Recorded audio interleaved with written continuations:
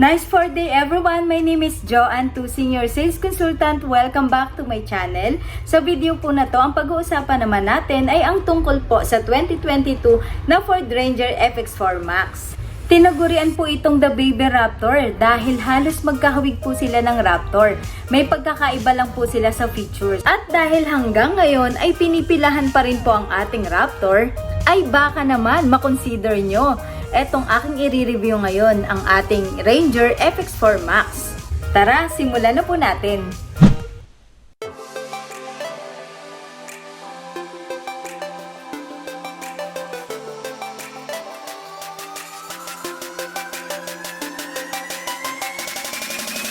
Ito ang 2022 Ford Ranger FX4 Max 2.0 liter bi-turbo 4x4 automatic.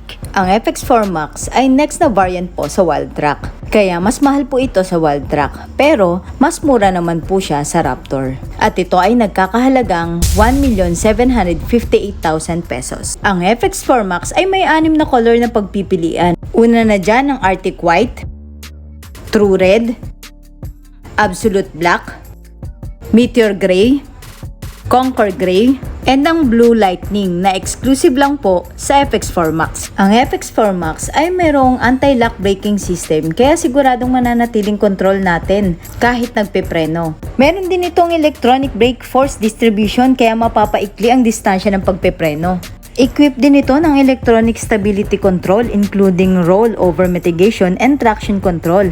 Makakatulong ang mga ito upang maiwasan ang pag-crash, pag-rollover at pagdulas sa mga basang kalsada. At para naman maiwasan ang pag-rolling backwards once na nagsisimula ng umakyat sa matirik na daanan ng ating FX4 Max, ay may safety features na rin po ito na hill launch assist. High-tech din ang wipers nito dahil automatic gumagana ito once na-detect niya na may raindrops or water splashes kaya hindi na kailangan tanggalin pa ng driver ang kamay niya sa steering wheel. Meron itong malaking word ng Ford na nakaspelled out sa front grille.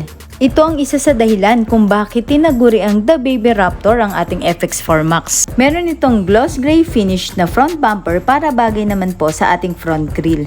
Ang FX4 Max ay mayroong approach angle na 31 degrees, departure angle 23 degrees, and breakover angle na 25 degrees. Kaya naman maidadaan po natin ito sa mga horizontal plane na daanan.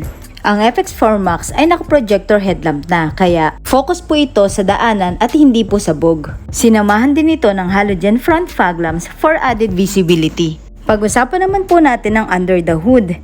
Meron itong engine type na 2.0 liter bi-turbo diesel. Ang displacement nito ay 1,996cc. Meron itong maximum power na 213 PS at 3,750 RPM. Ang maximum torque ay 500 Nm at 1,750 to 2,000 RPM. Ang transmission nito ay 10-speed automatic. Fuel efficient ito at nagbibigay rin ng better acceleration, mas accurate at mas mabilis na pagpalit ng gear. Madali lang buksan at isara ang ating hood dahil ito ay naka-hydraulic hood deep strut na po. Ang FX4 Max ay equipped din ng 800mm water wading depth kaya pwede nating idaan sa baha. Hindi ka rin mangangamba na idaan off-road kasi meron itong 256mm na ground clearance. At kahit mataas ang ating FX4 Max, ay madali lang rin po tayo makakapasok sa loob gamit ang side step with non-slip finish. Sa gilid, meron itong FX4 Max decals, kaya madali lang rin po makikilala na FX4 Max ang dala nating unit. Kapansin-pansin din ang fender garnish with bi-turbo accent na bumagay naman sa gloss gray finish na door handles. Pagdating naman sa side mirror, ito ay naka-power folding na, power adjustable with side turn indicators din. Ito pa ang isa sa dahilan kung bakit tinawag itong Baby Raptor dahil medyo hawig sila ng wheels and tires.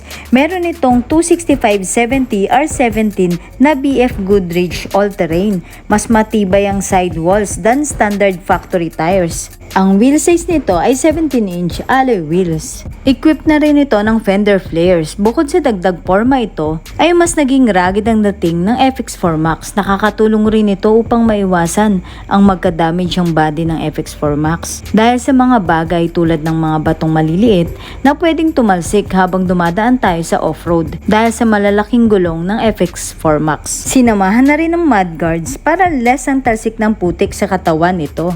Pag-usapan naman natin ang chassis. Ang front suspension nito ay 2-inch monotube Fox shocks absorbers with coil springs. Meron itong front brake na ventilated disc. Pagdating naman sa rear suspension, ito ay 2-inch monotube Fox shocks absorbers with remote reservoir and dip springs. Ang rear brake nito ay drum. Ang fuel tank ng FX4 Max ay nasa left side po. To open, ayan, lock lang po natin ang ating door at i-press po natin ito. Meron itong fuel tank capacity na 80 liters at ito po ay diesel. To close ay isara lang din po natin ito at i-lock po natin ang ating door at maglalak na rin po ito. Very unique at mas nagpaastig ng dating sa FX4 Max ang black tubular rear sports bar nito. Andito na rin po ang ating high mount stop lamp. Ang spare tire ay makikita naman po sa ilalim ng bed ng FX4 Max. Ito ay 17-inch alloy wheels, BF Goodrich all-terrain tires. Huge and attractive naman tignan ang tail lamp, kaya naman kitang-kita ano man ang signal natin sa likod.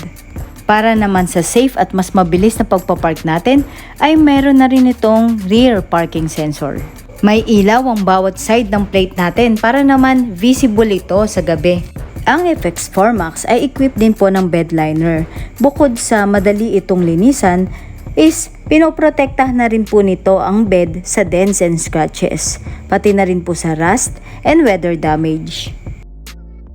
At dahil equipped ito ng inner tie downs, kaya naman pwede nating itali ang mga gamit natin dito sa likod para hindi po magpagulong-gulong habang nagdadrive tayo. Bukod sa pangporma, ay pwede rin po natin itong gamitin sa business dahil meron itong payload capacity na 981 kilograms at ang towing capacity naman ay 3,500 kilograms. Ito naman ang door panel sa bandang driver side. Meron itong speaker, bottle holders at napaka-komportable na armrest. Andito na rin po ang ating power windows and ang ating power door lock. Ito naman po ang ating indoor handle. Sa driver side, ito ay naka 6-way manual adjust driver seat na. Then sa passenger side naman, naka 4-way manual adjust. Pagdating naman po sa seats, ang seat material nito ay leather po with unique FX4 Max accent. Ito naman po ang ating power side mirror control, yung mga buttons natin. So ito po ang ating power fold and ito naman po ang ating power adjust. So kung left po yung i-adjust natin dito, then kung right, dito po. Malalaki po ang aircon vents ng ating Ranger FX4 Max. Kaya abot po ito hanggang second row seats. Yan. And mapapansin po natin dito sa dashboard, meron po tayong 250A alternator. Auxiliary switch pack po ito para po sa mga aftermarket accessories natin. At exclusive lang po ito dito po sa ating FX4 Max. Mas madali at mas mabilis na operation through push start stop ang pagbukas natin ng engine. Ito po ang ating steering wheel. Ito ay equipped na po ng electric power steering. So very effortless, magaan po siya. Sobrang gaan niya po gamitin. Ito po ang ating control. Control po natin ito para po dito sa cluster. And ito naman po ang control natin para sa ating cruise control. Usually ginagamit po ito sa long drive or kung nasa expressway po tayo. Yan, para very convenient po ang ating pagdadrive. And para hindi po tayo mangawit. Yan. So automatic po kasi yan, yung nagiging takbo based dun sa senet po natin. And ito naman po ang ating control para po dito sa infotainment system. And ito naman po para po sa ating hands-free phone, ang ating voice command, and ang ating pong volume. Ito ay equipped na rin po ng tilt adjustment, kaya pwede natin i-adjust based sa gusto nating taas or baba po ng steering wheel.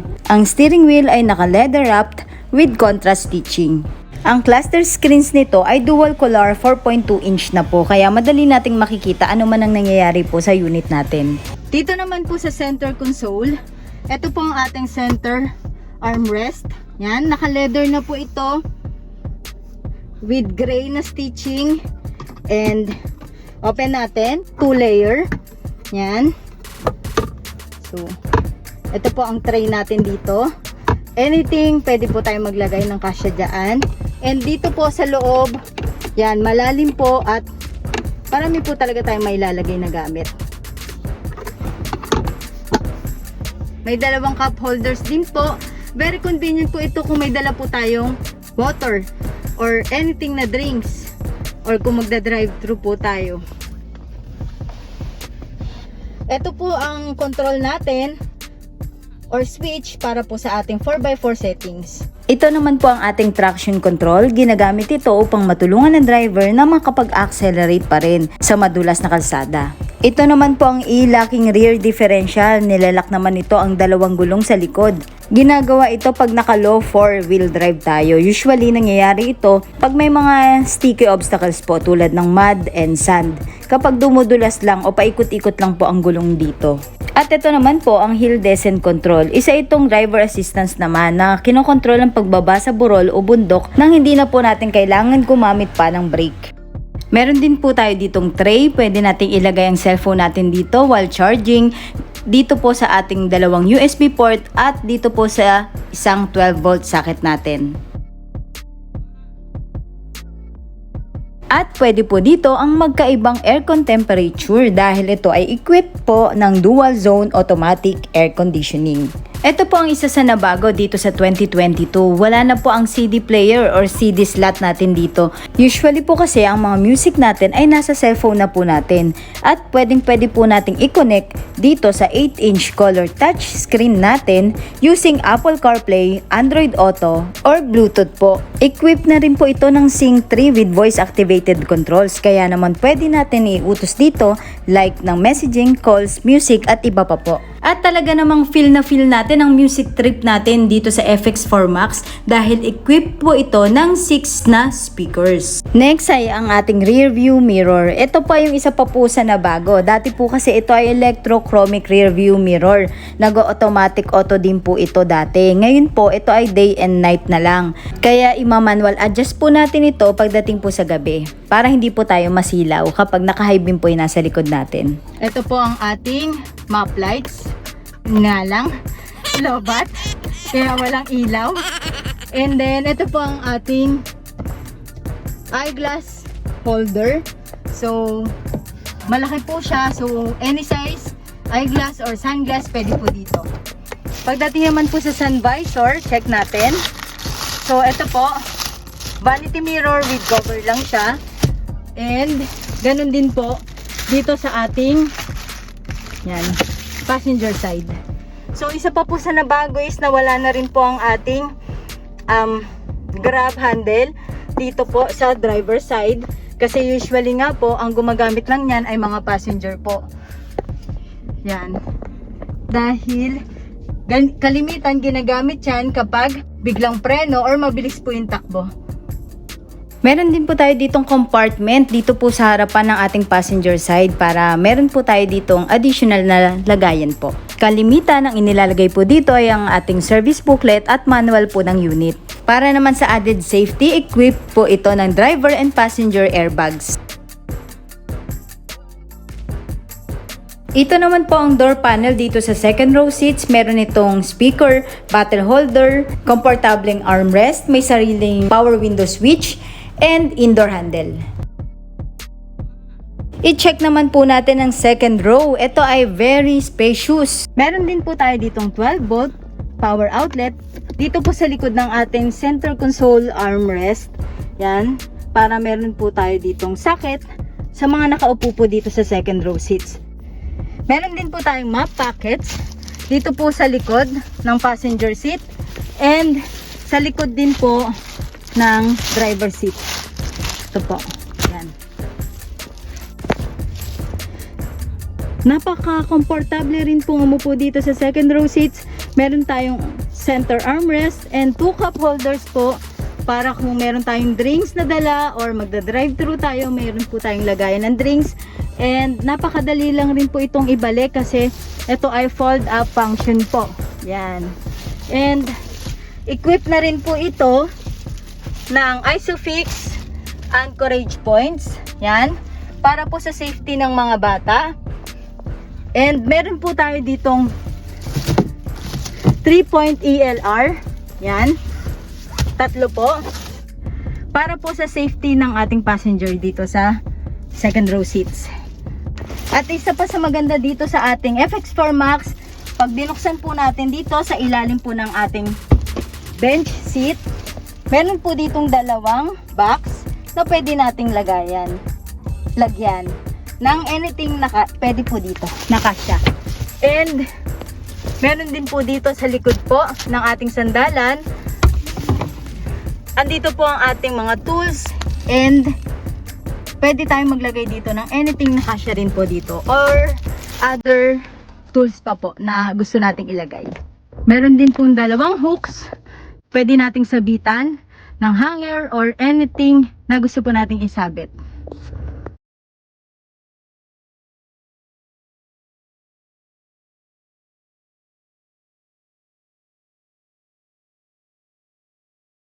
That's all guys. Thank you for watching. Hope nakatulong po ang video na to. Kita-kits po ulit tayo sa next video ko. God bless everyone.